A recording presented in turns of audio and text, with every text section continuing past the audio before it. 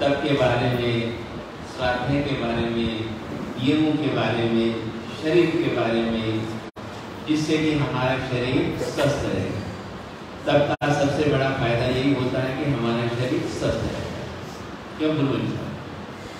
तब से और कुछ फायदा हो कि ना हो, कम से कम 2 फायदे तो होते ही हैं। एक तो हमारा शरीर स्वस्थ रहता है और दूसरा हमारा कर्मों की निर्जरा होती है। थोड़ा करो लेकिन भावना से करो, थोड़ा करो भावना करो। आपके जो मन के अध्यवसाय हैं, आपकी जो मन की जो भावनाएं हैं, दुर्ध्यान न हो तो आपका जो तप किया हुआ है वो क्या होगा? फलदायक होगा। और इसी प्रकार से जितना हमें जिंदगी मिली है, जितनी हमारी आयुष्य कर्म है, हम लोग थोड़ा थोड़ा भी करते रहेंगे तो उतना ही हमारे लिए बहुत हो जाता है।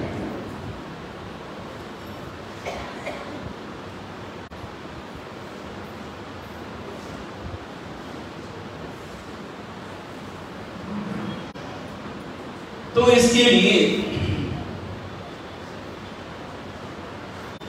हमारे भगवान ने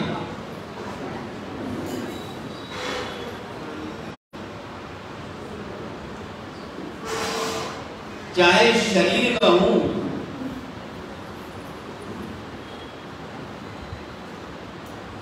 या कुछ और कुछ कहा जाए, इसके लिए भगवान बड़ी सुंदर बात कहते हैं, उदाहरण देकर के समझाते हैं, उदाहरण देकर के समझाते हैं। जब कही हुई भगवान की बातों को चिंतन करते हैं तो लगता है कि कितना सुंदर हमारे भगवान समझाते हैं।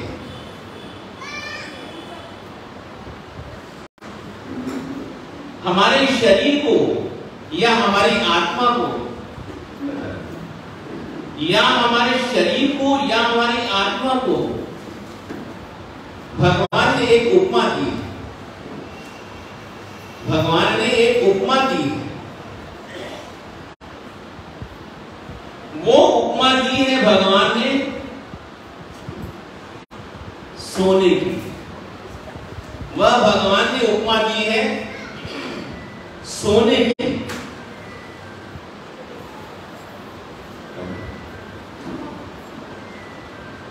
उसमें भगवान कहते हैं, भगवान ने किसकी उपमा दी? सोने की उपमा दी। सोना जब खान में से निकलता है शुद्ध नहीं होता है। सोना जब खान में से निकलता है तो शुद्ध नहीं होता है, उससे शुद्ध किया जाता है। सोना जब खदान में से निकलता है शुद्ध नहीं होता है, उसे शुद्ध किया जाता है। तो भगवान बड़ी सुंदर बात कहते हैं, तपता है अगर सोना, तपता है अगर सोना तो बढ़ जाती है कीमत। तपता है अगर सोना तो बढ़ जाती है उसकी कीमत। यदि वह तपेगा नहीं,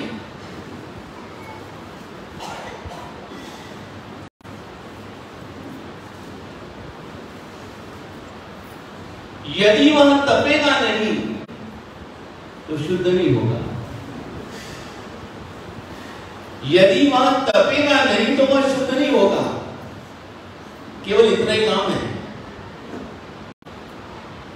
खदान में से जो सोना निकला है शुद्ध नहीं है, अभी में तपा तब वह शुद्ध हुआ। अभी तपा ही है, अभी बहुत सी प्रक्रिया उसके लिए बाकी है।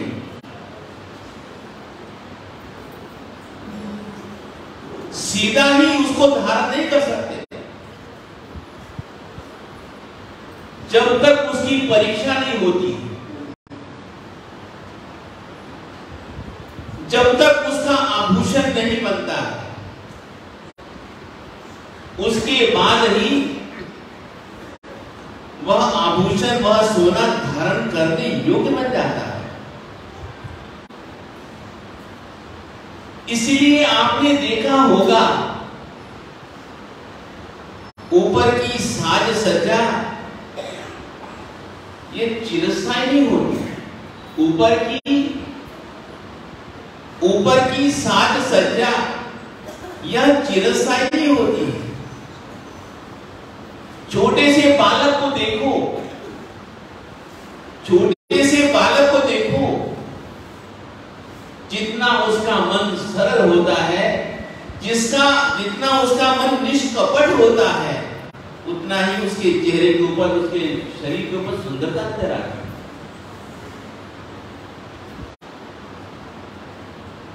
बाहर से उसकी सुंदरता नहीं लाई जा सकती। इसलिए भगवान कहते हैं कि जो सोना जितना तपता है, जितनी मार सहन करता है, जितनी उसकी घिसाई होती है, उतना ही उसकी कीमत बढ़ जाती है, उतना ही उसमें चमक आ जाती है। इसी प्रकार से कहते हैं कि हमारी आत्मा है, इसी प्रकार से हमारी आत्मा है। हम शरीर को नहीं तपाते, हम किसको तपाते हैं? आत्मा को तपाते हैं। जैसे आप भोजन बनाते हैं, आप भोजन को पकाते हैं कि उसके बर्तनों को वो नहीं पकाते। खाने लायक क्या है? भोजन है। इसलिए भगवान कहते हैं कि जो सोना जितनी ज्यादा मार सहन करता है ना, वही ज्यादा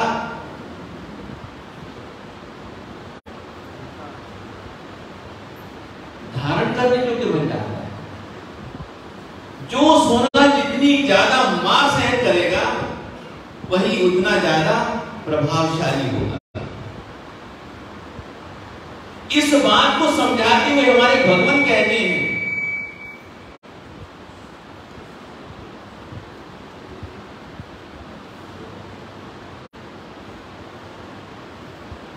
कि जैसे आपने देखा होगा हमारा जो मंदिर है, नीचे से लेकर के ऊपर तक किसका बना हुआ है? संगमरमर का। नीचे से लेकर के ऊपर तक किसका बना हुआ है? संगमरमर का। सीढ़ियां देखो, दहलीज देखो, आंगन देखो, मूल गुम्हारा देखो, सब किसका बना हुआ है? शिखर का देखो, हमारे संगमरमर का बना हुआ है। लेकिन आप इस बात की तरफ ध्यान दीजिए, हमारे महापुरुष कहते हैं सबसे ज्यादा मार श्री जगदीश जी किसने सहन किया? सबसे ज्यादा मार, सबसे ज्यादा छेनी हथौड़ी की मार किसने सहन करी? प्रतिमा ने। सबसे ज्यादा जो मार सहन करी है, किसने सहन करी है? प्रतिमा ने। इसलिए जो जितनी मार सहन करता है, आदरणीय और पूजनीय वही बनता है। यही प्रतिमा के बारे में ही नहीं, हमारे लिए भी है। जो जितना सहन करता है, वह व्यक्ति उतना पूजनीय हो जाता है, आदरणीय हो जाता है। इसी प्रकार से हमारे भगवान कहते हैं कि आप शरीर में न जाने कितने आभूषण धारण करते हैं।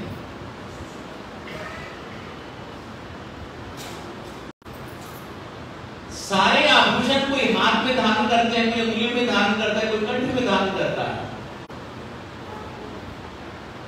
लेकिन सबसे ज्यादा जो घड़ाई होती है, सबसे ज्यादा जो मार सहन करता है, कौन सहन करता है? मुकुट। सबसे ज्यादा जो मार सहन करता है, वो कौन सहन करता है? मुकुट सहन करता है। कंगन इतनी मार सहन नहीं करते। कंठी में धारण किए जाने वाली जो कंठी होती है, इतनी मार सहन नहीं करती। अंगुलियों में अंगूठी धारण करते हैं, इतनी मार सहन नहीं करनी पड़ती उसको। लेकिन जो मुकुट होता है, वो कहाँ धारण किया जाता है? मस्तक पर धारण किया जाता है।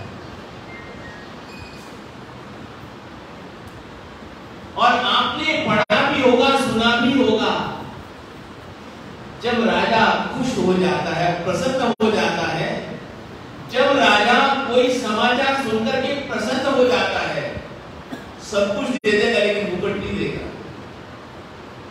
सब कुछ देगा लेकिन मुकुट नहीं देगा। आप लोग भी जब किसी का सम्मान करते हैं तो सबसे बड़ा सम्मान क्या होता है? उसे साफा पहनाते, उसे क्या पहनाते? साफा पहनाते। ये हमारा परंपरा का या हमारे संघों का सर्वोपरि शुभ काम करने वालों की अनुमोदना या उसका बहुमान होता है।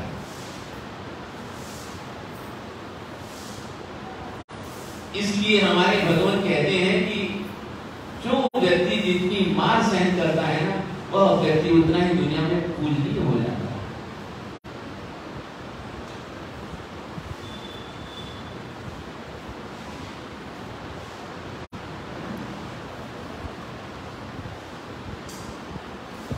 वैद्य लोग क्या कहते हैं? वैद्य लोग क्या कहते हैं? बड़ी सुंदर बात लिखी है लिखने वाले ने। पेट सुधारो,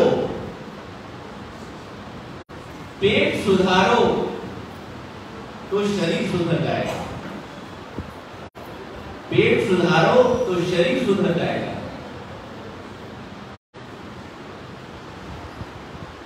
लेकिन सीधी सी बात यह है कि मेरा तो यही सोचना रहता है, यही कहना रहता है कि पेट मत सुधारो, भोजन सुधारो। क्यों लेती आहार शुद्धि गीता में भगवान श्री कृष्ण जी कहते हैं पेट को नहीं सुधारना है। बिगड़ जाएगा तो फिर वेदराज यही कहेंगे कि पेट सुधारो सब सुधर जाएगा।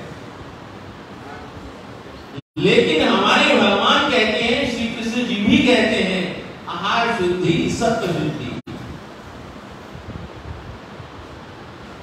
आहार शुद्धि, सत्व शुद्धि और सत्व शुद्धि ध्रुवा सिद्धि।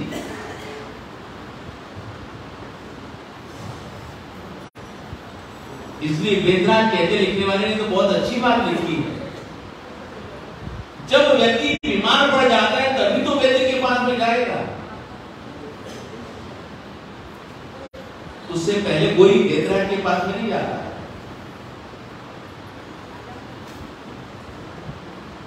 फिर वेदराज यही कहेंगे कि पहले पेट सुधारो फिर शरीर सुधर जाएगा। लेकिन हमारे भगवान कहते हैं कि आहार शुद्धि। यदि आपका आहार विहार शुद्ध है, यदि आपका आहार विहार शुद्ध है, तो फिर आपका सारा शरीर शुद्ध है। यदि आपका आहार विहार शुद्ध है तो आपका सारा शरीर शुद्ध है।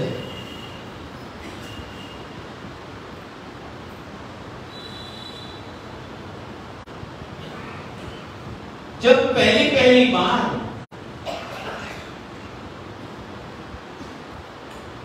जब मैं फाजिल्का गया, कभी आपको ऐसा लगे तो ये प्रयोग करके देख लेना। कभी आपको ऐसा लगे तो प्रयोग करके देख लेना।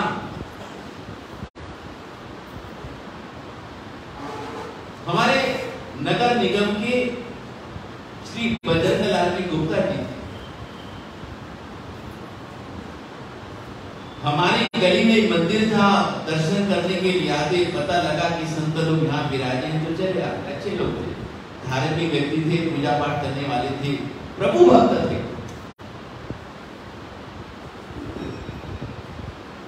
उन्होंने कहा कि पहले महाराज जी हमारे घर में भैंस का दूध आता था। एक आहार शुद्धि की बात कह रहा हूं। कल भी मैंने थोड़ी सी बातें चंद लोगों से आपसे करने की की।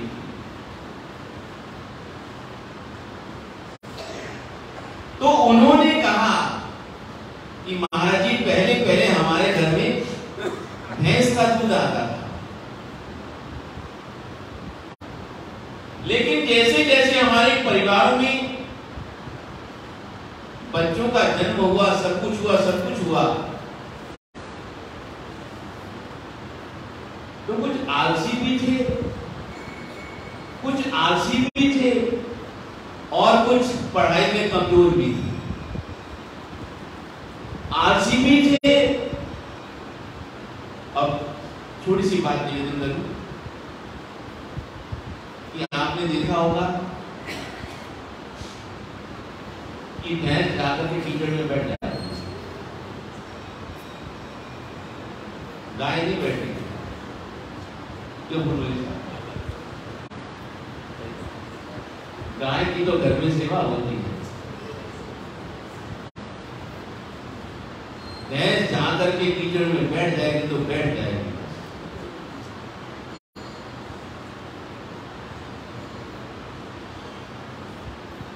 फिर उसको अच्छा लगता है, यानी कि ये बात नहीं है, यानी कि वो आलसी है, यानी कि वो क्या है? आलसी है। यदि उसका दूध पिएंगे तो जरूर हमारे में आलस आता है।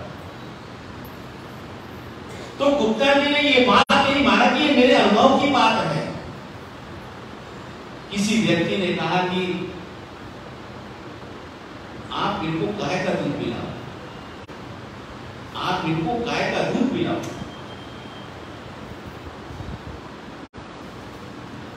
धीरे धीरे सब ठीक हो जाएगा। गाय का दूध पिलाओ, धीरे धीरे सब अच्छा हो जाएगा।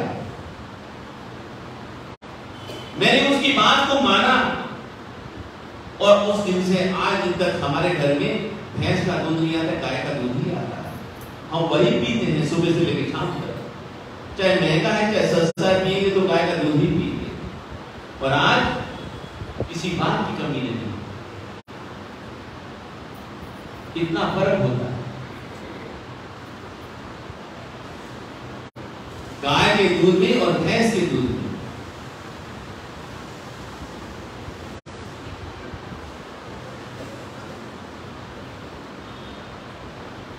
यदि किसी का शरीर कमजोर हो तो आपको वैद्यनाथ के पास भी जाने की जरूरत नहीं है। यदि आपका शरीर कमजोर है तो आपको किसी वैद्यनाथ के पास भी जाने की जरूरत नहीं है। आपको कोई भस्म खाने की जरूरत नहीं है। आपको कोई भस्म खाने की जरूरत नहीं है। आप गाय का घी खाओ, उसमें महापुरुष कहते हैं कि उसमें हल्का सा पीलापन होता है, उसमें हल्का सा पीलापन होता है और पीलापन हमारे स्वर्ण भस्म की, स्वर्ण भस्म की पहचान है।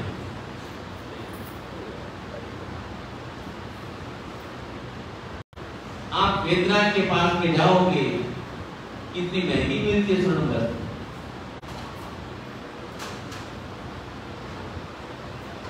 और यदि आपके शरीर में इन चीजों से यदि शक्ति आ जाती है तो क्या बढ़िया बात है।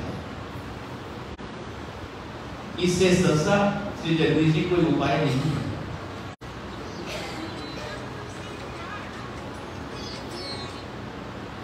कभी भी उपाय करके देख लीजिएगा।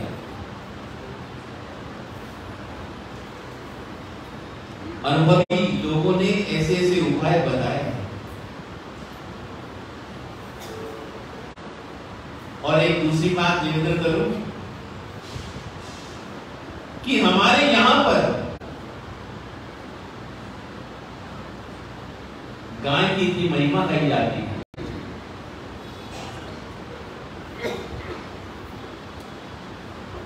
और विशेष रूप से भारतीय गाय, विशेष रूप से भारतीय गाय की। क्यों? आपने कभी सोचा कि क्यों? आपने कभी सोचा, कभी विचार किया कि क्यों आप लोग न जाने किस किस प्रकार के उपाय करते रहते हैं? आप न जाने किस किस प्रकार के उपाय करते रहते हैं।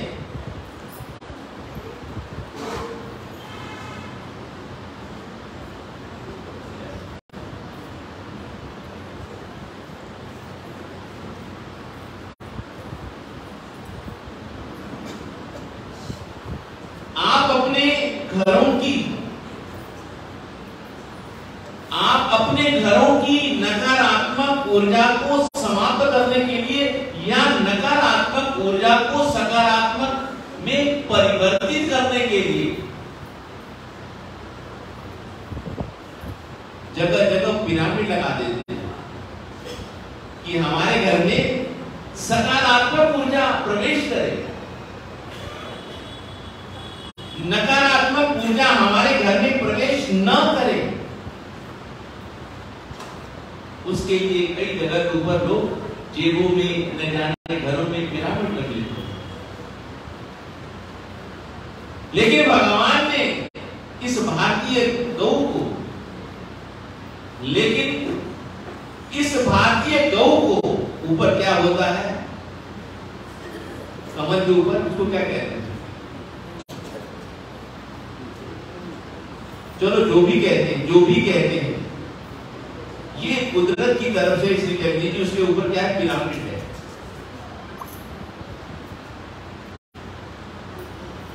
कुदरती रूप से गौ माता के शरीर के ऊपर क्या है, पिरामिड है।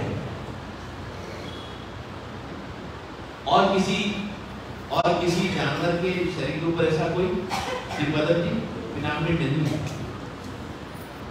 उस पिरामिड से उसे सौर ऊर्जा मिलती रहती है, उस पिरामिड से उसे सौर ऊर्जा मिलती रहती है, और उसी से ही उसका दूध भी लाभकारी है, उसकी हर चीज लाभकारी है, उसकी सब चीजें लाभकारी हैं,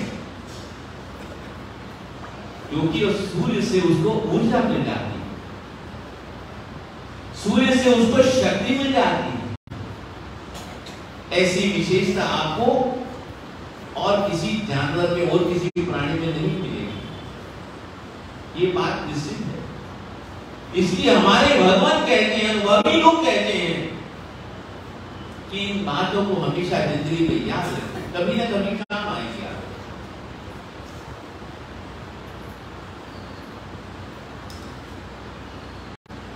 करते हो तो अच्छी बात है, यदि नहीं करते हो तो करके देखिएगा, लाभ ही लाभ रहेगा, फायदा ही फायदा होगा।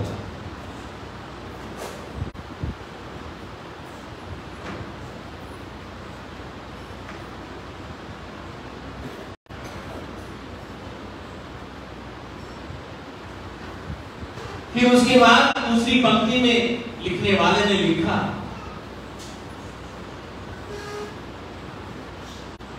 मस्त रहो। पहली पंक्ति में उसने लिखा कि पेट सुधारो तो शरीर सुधर जाएगा, ये वैद्य लोग कहते हैं। और दूसरी बात कहते हैं मस्त रहो, श्री प्रेम जी, मस्त रहो तो तुम्हारा मन सुधर जाएगा।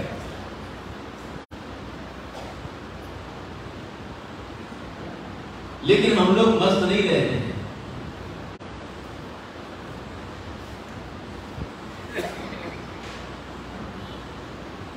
हम लोग मस्त नहीं रहते हैं। हर किसी को कोई ना कोई चिंता लगी रहती, चाहे छोटा है चाहे बड़ा है, चाहे छोटा है चाहे बड़ा है, हर किसी को कोई ना कोई चिंता लगी रहती है।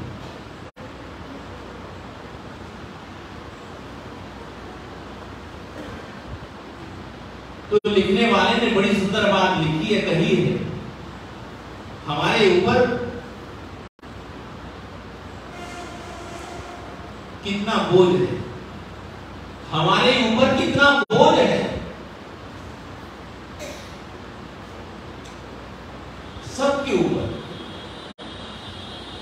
सबके ऊपर कितना बोझ है। लिखने वाले ने बड़ी सुंदर बात लिखी है, हमारे ऊपर कितना बोझ है। हम इस बोझ को ढोते ढोते यहां तक पहुंच गए, और इससे कोई भी मुक्त नहीं, इससे कोई भी मुक्त नहीं। दिल में है ईर्ष्या का बोझ, दिल में है ईर्ष्या का बोझ। हमारे आसपास में रहने वाले व्यक्ति हमसे कितना आगे बढ़ गए, हमारे आसपास में रहने वाले व्यक्ति लोग कितना आगे बढ़ गए, ये होती है ईर्ष्या। दिल में क्या होती है? दिल में बोझ है ईर्ष्या का, आंख में बोझ है श्री भजन जी सपनों, आंखों में बोझ है, न जाने हम लोग कितने कितने सपने बांध लेते हैं। सपने कभी पूरे होते हैं क्या? कोई सपना पूरा नहीं होता।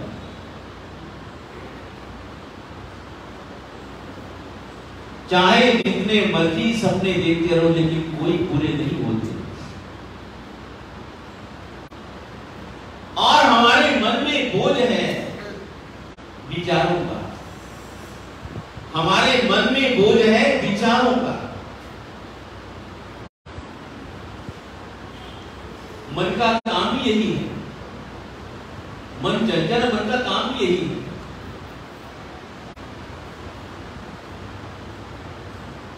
ज्यादा इसके बारे में क्या कहा जाए, कुछ नहीं कहा जा सकता। बैठे तो आप यहां इस सभागृह में, लेकिन कुछ ना कुछ चिंतन चल रहा होगा विचारों का, कुछ ना कुछ चलता रहता है, सबके ऊपर यही रहता है।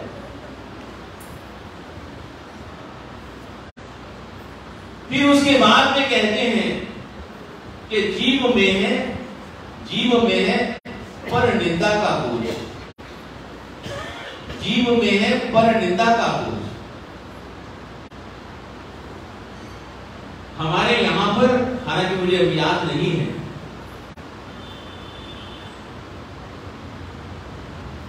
चलो भोजन के बारे में तो आप जानते ही हैं, सभी प्रकार के रस उसमें होते हैं, सभी प्रकार के भोजन में रस होते हैं, लेकिन भगवान कहते हैं कि स्वाद कब तक रहता है उस भोजन का?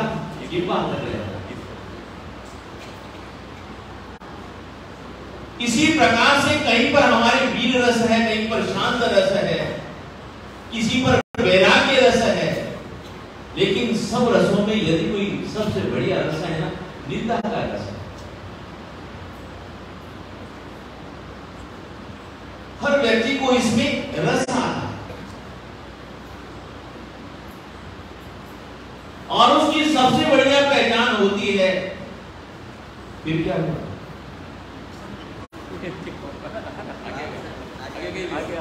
आगे क्या हुआ? लगे रहते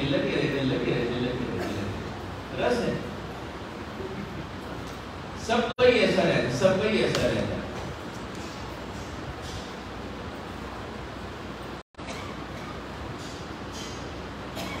फिर कहते कि हमारे हृदय में कल्पनाओं का बोझ है, हमारे हृदय में कल्पनाओं का बोझ है।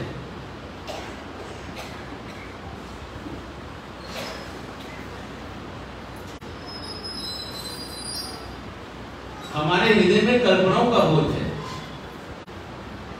रहती कल्पना है। श्री जगदीश जी, कल्पना रहती है, आपके दिमाग में भी रहती है, तो मेरे दिमाग में भी रहती है। मेरे दिमाग में बहुत सी कल्पना रहती है। सारी कल्पनाओं का, सारी चीजों का बोझ लेकर के हम लोग यहां पर आते हैं।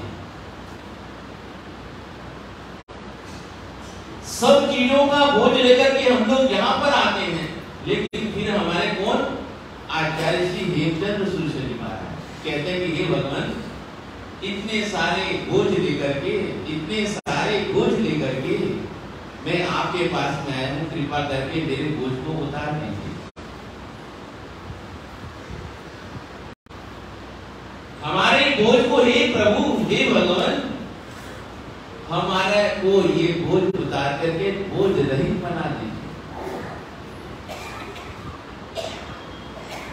लेकिन बात ऐसी होती है, करते तो हम फिर हम भगवान को जाकर के कह देते नहीं, ऐसी नहीं। गलत काम करते हैं तो हम करते हैं, सुधरेंगे तो हम खुद ही सुधरेंगे। इसलिए इतने सारे बोझ लेकर के हम लोग भगवान के पास में जाते हैं। ये सबकी हालत है, ऐसी बात नहीं है, ये सबकी हालत है। यदि मैं भी इससे बचा हुआ नहीं हूं, बहुत सी कल्पनाएं रहती हैं, मन में भी रहती हैं, हृदय में भी रहती हैं, सब कुछ रहता है। लेकिन फिर भगवान से जाकर के हम लोग प्रार्थना करते हैं, निवेदन करते हैं कि हे भगवान, आप हमारे ये बोझ है, इनसे हमें मुक्त कीजिएगा, इन बंधनों से हमें मुक्त कीजिएगा। ये प्रार्थना लेकर के हम लोग भगवान के पास में जाते हैं, ये प्रार्थना लेकर के हम लोग भगवान के पास में जाते हैं।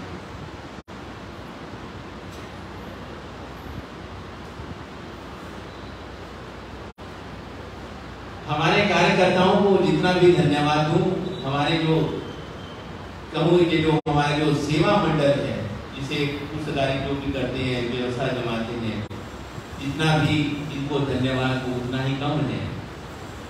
विशेष रूप से हम लोग तपस्वियों की सेवा में, व्यावत में लगे हुए हैं। और विशेष रूप से कहूँ, ये बात तो बाहर की बात होती है, लेकिन विशेष रूप से कहूँ कि हम इनकी अनुमोदना में लगे हुए। क्यों श्री जगदीश? और दूसरी बात कहनी उचित नहीं लगती, लेकिन यही एक भाव रहता है कि हम लोग इनकी अनुमोदना कर रहे हैं कि धन्य है आप तपस्वी लोग, जिन्होंने भगवान ने जो मार्ग बताए, इस तप में आप लगे हुए हैं, कर्मों की निंदा कर रहे हैं, धन्य है आप लोग। हम लोग अनुमोदना ही कर सकते हैं, लेकिन कर नहीं सकते। फिर भी हमारे कार्यकर्ताओं की जितनी भी प्रशंसा की जाए उतनी कम है। हमारे श्री जगदीश जी निरंतर लगे रहते हैं कि भाई आज इसने लाभ लिया है, आज इसने लाभ लिया है, आज इसने लाभ लिया है। धन्य हम लोगों को भी जो इस प्रकार की भावनाएं रखते हैं, सेवा में हमेशा तत्पर रहते हैं, कोई कमी नहीं रखते हैं, जो व्यवस्था में लगे रहते हैं। हमारे श्री राकेश जी हैं, महेंद्र जी हैं, या हमारे और भी जो भी भाई बंधु हैं, जो भी श्री जगदीश जी लगे रहते हैं, सचमुच में अपना मैं देखता हूँ 12-12, 1-1 बजे तक बेचारे अपने यहाँ पे लगे रहते हैं, सारी व्यवस्थाएं करके सब लोगों को सुख साथा उपजे, ऐसी व्यवस्थाएं करके बेचारे लगे रहते हैं। धन्य है ऐसे लोगों को, धन्य ऐसे तपस्वियों को, और धन्य है ऐसे हमारे श्री भैरव बाग के श्री संघ को। और जो भी हमारा जो, वैसे तो कहूँ कि कितने बार बोलते हैं, कितने बार बोलते हैं, कितने बार बोलते हैं, कौन कौन से, कोई कौन दोहराओ मत रहा। रविवार,